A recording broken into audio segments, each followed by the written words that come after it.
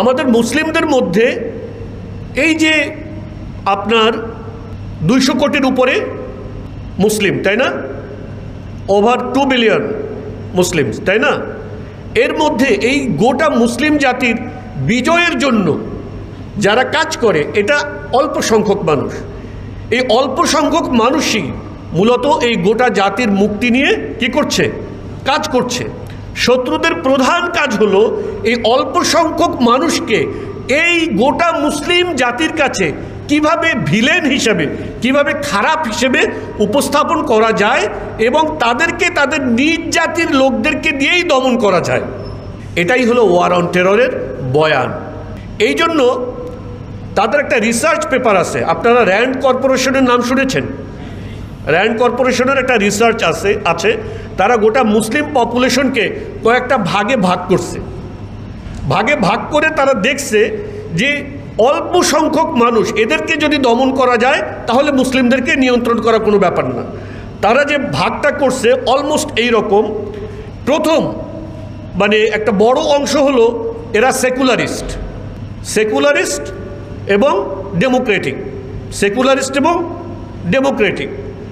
এই যে আমাদের দেশে যে মেইন স্ট্রিম যে ডেমোক্রেটিক রাজনীতি, আপনি ধরেন আওয়ামী লীগ, বিএনপি, জাতীয় পার্টি বা এই ধারার যে সকল দল, এই যে দলগুলো এরা মূলত সেকুলার ডেমোক্রেটিক, তাই না? এইটা একটা পার্ট। দ্বিতীয় আরেকটা হলো মডার্নিস্ট, যারা ইসলামকেও বলে কিন্তু ইসলামকে ওয়েস্টের মডার্ন বয়ান অনুযায়ী কি করে? ব্যাখ্যা করে। এবং তারা ইসলামের কথা বলে কিন্তু সেই ইসলামকে ওয়েস্টের যে মডার্ন ফ্রেম, সেই মডার্ন ফ্রেমের মধ্যে রাখে। যে কারণে ওয়েস্ট তাদের ফ্রেন্ড, পশ্চিমারা তাদের বন্ধু। কারণ হলো পশ্চিমাদের একটা উদ্দেশ্য হলো মুসলিম বিশ্বকে দমন করা, মুসলিম বিশ্বকে কন্ট্রোলে রাখা এবং তাদের নিয়ন্ত্রণের মধ্যে রাখা, তাদের স্বার্থ বজায় রাখা। সো সে যদি রাখে যে এদের বিরুদ্ধে যুদ্ধ না করে, বিগ্রহ না করে, কোনো কিছু না করে যদি তাদেরকে আমার কোর্টের মধ্যে রাখতে পারি তাহলে তো তাদের সাথে দ্বন্দ্বে যাওয়ার কোনো দরকার নাই। সো তারা বুঝতে পারছে যে এদেরকে পুরোপুরি তো ওইভাবে বলা যাবে না, বললে তারা রিয়াক্ট করতে পারে। সুতরাং তারা তাদের মতন করে একটা ফ্রেম তৈরি করছে যেখানে ইসলামেরও একটা ভাইব থাকবে কিন্তু মূলত ব্যাপারটা হবে পশ্চিমা ফ্রেম। সো এক শ্রেণী এরা হলো মডার্নিস্ট। এরা ইসলামের কথা বলবে আবার ডেমোক্রেসির কথাও বলবে, ইসলামের কথা বলবে আবার ডেমোক্রেসির কথাও বলবে। ডেমোক্রেসি তারা এমনভাবে তৈরি করছে যে এইটা ফ্রেমের মধ্য দিয়ে আপনি কখনো ইসলামকে অ্যাকচুয়ালি আনতে পারবেন না। কোনো একজন লোক বলেছিলেন যে কোনো একটা তত্ত্বকে যদি আপনি পরীক্ষা নিরীক্ষা করতে চান, একটা রাজনৈতিক তত্ত্বকে, তাহলে 100 বছর একটা মানে fair enough time, good enough time 100 বছর। আপনি বিগত 100 বছর ধরে আপনার এই ডেমোক্রেসি দিয়ে ইসলাম কায়েমের চেষ্টা সারা মুসলিম বিশ্বে অনেকভাবে চলছে, কিন্তু কোথাও কি কোনো সফলতা আছে? নেই। বরং আমরা দেখেছি যে যারা এই সিস্টেম পরিবর্তন করতে যায় তারা গিয়ে সিস্টেম তো পরিবর্তন করতে পারে না, বরং নিজেদেরকে সিস্টেমের সাথে খাপ খাওয়ায় নিতে গিয়ে নিজেরাই তখন কি হয়ে যায়? মডার্নিস্ট হয়ে যায়। সুতরাং তারা আরেকটা ফ্রেম তৈরি করছে, মডার্নিস্ট। এরপরে আছে একটা ট্রেডিশনালিস্ট, যারা আপনার মানে ইসলামিক যে ট্রেডিশন এটাকে ধারণ করে কিন্তু তারা আপনার অতটা মানে না, মানে লেখাপড়া করে জেনে শুনে বুঝে ইসলামকে মানা এগুলো অত ধারে না। অনেক মানুষ আছে এরকম। এরপরে কনজারভেটিভ একদল আছে যারা এত কিছু করে না ঠিকই, কিন্তু তারপরও তাদের ভিতরে একটা রক্ষণশীলতা আছে। দেখবেন যে অনেক মানুষ আছে যে ইসলামের এত কিছু জানে না, এত কিছু ডিপ পলিটিক্যাল আন্ডারস্ট্যান্ডিং হ্যান কোনো কিছু নাই, কিন্তু ট্রেডিশনালি দেখবেন যে তারা নিকাব ছাড়া ঘরের বাইরে মহিলারা যায় না। বুঝেন নাই? আমাদের আপনি যদি এক জেনারেশন আগে যান এরকম অনেক পরিবার পাবেন যারা ইসলামের এত ডিপ আন্ডারস্ট্যান্ডিং রাখে না, কিন্তু প্র্যাকটিসটায় তারা কনজারভেটিভ।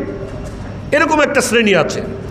এই সব শ্রেণীর ভেতরেই তারা দেখছে যে তারা যতটুকু ইসলাম প্র্যাকটিস করে কিংবা না করে তাদেরকে দমন করা যায় বা নিয়ন্ত্রণ করা যায়। একমাত্র দমন করা যায় না স্ক্রিপচারাল ফান্ডামেন্টালিস্টদেরকে, তাদেরকে তারা নাম দিয়েছে ফান্ডামেন্টালিস্ট, স্ক্রিপচারাল ফান্ডামেন্টালিস্ট। এবং তারা এরকম একটা আপনার ছক আঁকছে, এরকম প্রথম বড় রাউন্ড, সেখানে সেকুলারিস্ট, এরপরে আপনার মডার্নিস্ট, এরপরে আপনার কি বলে ট্রেডিশনালিস্ট, এরপরে কনজারভেটিভ, একেবারে মূল জায়গাতে এসে তাদের আছে হলো ফান্ডামেন্টালিস্ট। এই যে ফান্ডামেন্টালিস্ট শ্রেণী, যারা ইসলামকে ঠিক সেভাবে দেখতে চায় যেভাবে রাসূল সাল্লাল্লাহু আলাইহি ওয়াসাল্লাম এই দিনকে দুনিয়াতে নিয়ে এসেছেন, যেভাবে সাহাবায়ে কেরাম রাদিয়াল্লাহু তাআলা আনহুম আজমাইন এই দিনকে প্র্যাকটিস করেছেন, যেভাবে তাবেঈন তাবে তাবেঈন আইম্মায়ে মুজতাহিদিন এই দিনকে এই দুনিয়াতে ছড়িয়ে দিয়েছেন, ঠিক সেভাবে তারা আবার ইসলামকে এই দুনিয়ার বুকে ফিরিয়ে আনতে চায়। এই শ্রেণীকেই তারা তাদের মূল শত্রু মনে করে এবং এ কারণে তাদেরকে দমন করার জন্য তারা একটা ন্যারেটিভ দাঁড় করিয়েছে, war on terror, war on terror. এবং মুসলিম বিশ্বের ভিতরে, মুসলিম দেশের ভিতরে এমনকি দাড়ি টুপিওয়ালা মানুষেরা, এমনকি 5 ওয়াক্ত নামাজ পড়া মানুষেরা, এমনকি ইসলামী বক্তা আলোচনা করা মানুষেরা, এমনকি যারা ইসলামের জন্য অনেক কিছু করতে আগ্রহী সেরকম মানুষেরা, তাদেরও অনেকে তাদের এই বয়ান দ্বারা প্রভাবিত এবং কনভিন্সড। তাদের কাছে তারা মানুষকে, এই ফান্ডামেন্টালিস্ট যাদেরকে তারা সাব্যস্ত করে, তাদেরকে নামানুষ করে দেওয়ার ব্যাপারে তারাও অ্যাগ্রিড। এদেরকে ধরে নিয়ে যাওয়া যায়, এদেরকে গুম করে ফেলা যায়, এদেরকে কি বলে খুন করে ফেলা যায়, এদেরকে হ্যাঁ নিয়ে গেছে, একটা লোককে নিয়ে গেছে, হ্যাঁ কোনো না কোনো কিছু একটা আছে, নাহলে নিবে কেন? হি অ্যাগ্রিড। সে তার মুসলিম ভাইকে তাগুত নিয়ে যাচ্ছে, সে মুসলিম ভাইয়ের ভিতরে সমস্যা খুঁজে।